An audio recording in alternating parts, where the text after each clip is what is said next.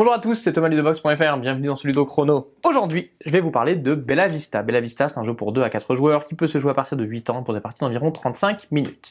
Bella Vista, c'est un jeu dans lequel vous incarnez des architectes qui vont devoir construire des bâtiments dans les quartiers qui sont ici. Pour cela, vous allez jouer des cartes, respecter les contraintes de placement des bâtiments et plus vos bâtiments seront hauts, plus ils respecteront les demandes des contrats et des objectifs, plus vous gagnerez d'argent. À la fin de la partie, c'est le joueur ou la joueuse qui a le plus d'argent qui va la remporter.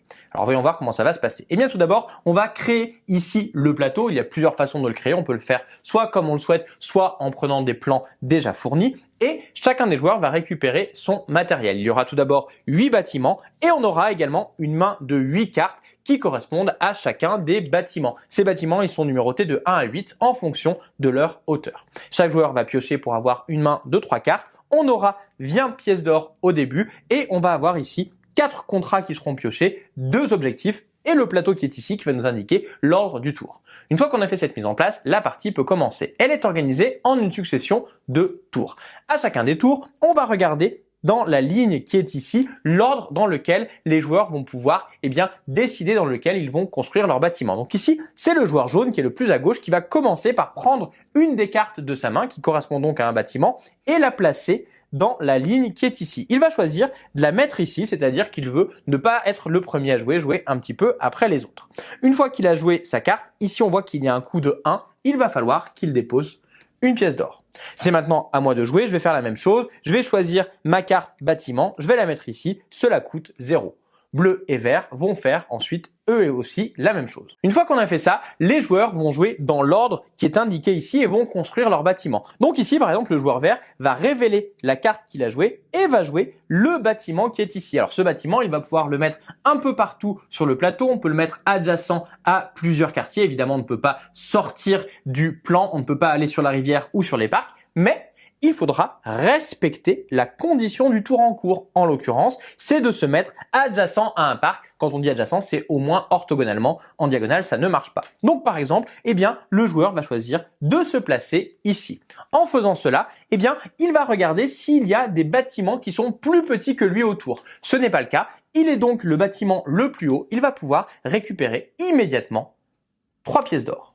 Son tour est terminé. C'est au tour de la joueuse bleue. On va retourner sa carte. Elle a elle aussi choisi un bâtiment de taille 1. Elle va choisir de le placer ici. Elle respecte bien la contrainte. Elle n'a aucun bâtiment plus haut qu'elle à de côté. Elle va pouvoir récupérer elle aussi 3 pièces d'or. C'est maintenant au tour du joueur jaune. On va révéler sa carte et il a un bâtiment de taille 6. Il va prendre ce bâtiment et il va le placer ici. Ainsi, il respecte bien la condition. Il est adjacent à un parc et en plus, on va voir qu'il y a autour de lui des bâtiments plus petits. Pour chaque bâtiment plus petit, il va récupérer une pièce d'or. Et en plus, comme il est le bâtiment le plus haut, qu'il n'y a aucun bâtiment plus haut que lui autour de lui, il va avoir 3 pièces d'or supplémentaires. C'est maintenant à moi de jouer, je vais révéler ma carte et j'ai joué un bâtiment de taille 3, un peu plus grand. Je pensais le mettre par là, mais comme il y a ce haut bâtiment ici, je n'aurai pas le bonus d'être le bâtiment le plus grand. Je vais plutôt choisir de me mettre ici pour plusieurs raisons. Tout d'abord, je respecte la contrainte, je vais pouvoir récupérer ici un bonus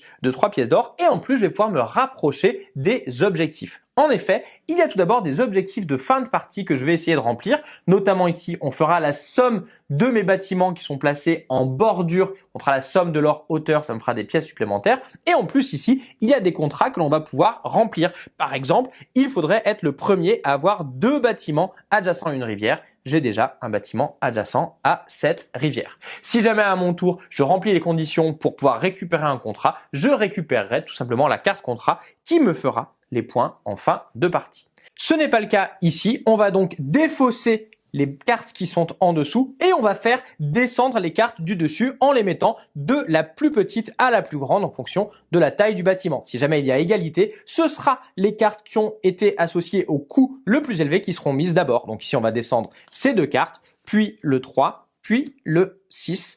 On va également changer la contrainte du tour actif et on passe au tour suivant.